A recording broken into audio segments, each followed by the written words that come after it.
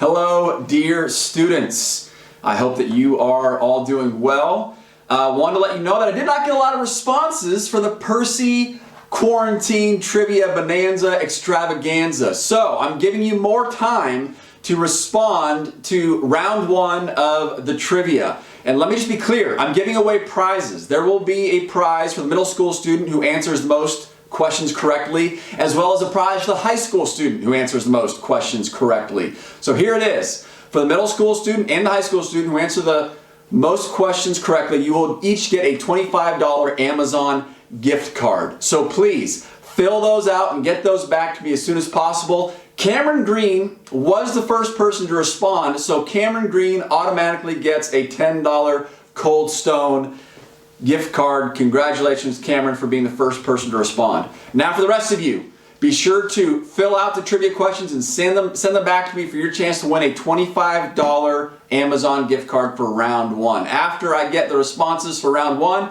I will send out the questions for round two. So again, as soon as you're able to, fill out the trivia questions, Percy's Quarantine Trivia Bonanza Extravaganza.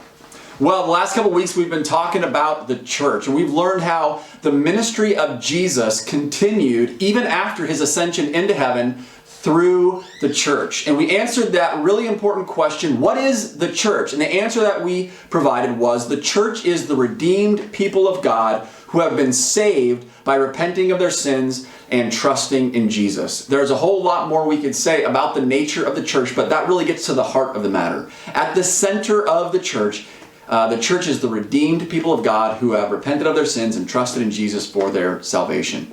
Last week, we also talked about the fact that Jesus is referred to as the head of the church. That means he is in charge of the church. He has authority over the church. He is the chief shepherd of the church. And so we as the church look to Jesus as our chief shepherd. We look to him as our authority. We look to him as the head of the church. And what we also see in Scripture is that Christians are referred to as the body. The church is referred to as a body, and Christians are those who make up the body.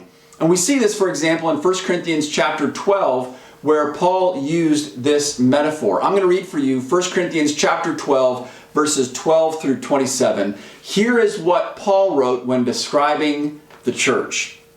He said, "For just as the body is one and has many members, and all the members of the body, though many, are one body, so it is with Christ. For in one Spirit we were all baptized into one body, Jews or Greeks, slaves or free, and all were made to drink of one Spirit. For the body does not consist of one member, but of many. If the foot should say, 'Because I am not a hand, I do not belong to the body,' that would not make it any less part of the body. And if the ear should say, 'Because I am not an eye, I do not belong to the body,' that would not make it any less part of the body. If the whole body were an eye, where would be the sense of hearing? If the whole body were an ear, where would be the sense of smell? But as it is, God arranged the members in the body, each one of them as he chose. If all were a single member, where would the body be? As it is, there are many parts, yet one body. The eye cannot say to the hand, 'I have no need of you,' nor again the head to the feet, 'I have no need of you.' On the contrary, the parts of the body that seem to be weaker are indispensable. And on those parts of the body that we think less honorable, we bestow the greater honor. And our unpresentable parts are treated with greater modesty, which our more presentable parts do not require. But God has so composed the body, giving greater honor to the part that lacked it, that there may be no division in the body, but that the members may have the same care for one another. If one member suffers, all suffer together. If one member is honored, all rejoice together. Now you are the body of Christ and individually members of it."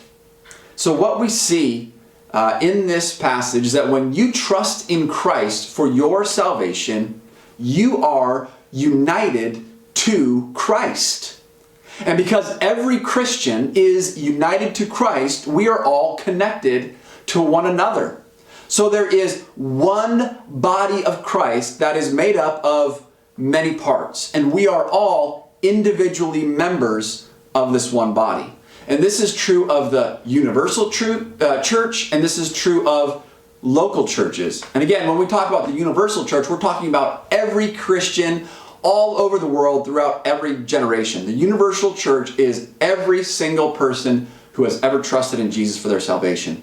But the universal church is made up of many local churches. And so Restoration Road Church is one of the many local churches that makes up the greater universal church. And so within our local church body, we have many members, but all of us join together to make up one body. And every single person has an important part in the body. And that's what we see in this chapter, in 1 Corinthians chapter 12. We see that God has arranged the members of the body, and therefore every member is valuable and important. Every single Christian is valuable to the body of Christ. And we also see that every single member has an important role to play. And so it's not just important to attend church for your own well-being, but every person has an important role to play. Every person has something to contribute to the health and well-being of the overall church. So every single member is important, and every member has an important role to play. And we also see that we are all called to care for one another. We're called to care for one another. We're called to bear one another's burdens. We're called to weep with those who weep and rejoice with those who rejoice. And so this idea that we as followers of Christ are members of one body is exceedingly important for every single one of us to understand. And we want you to understand this because we want you to understand the important role that you play in the life of the church. The church is essential in following Jesus, because when you trust in Jesus, you are joined to this body. You are joined to this church. So we want you to understand that you have an important part in that. You have an important role to play. And you are called to care for and love others within the church.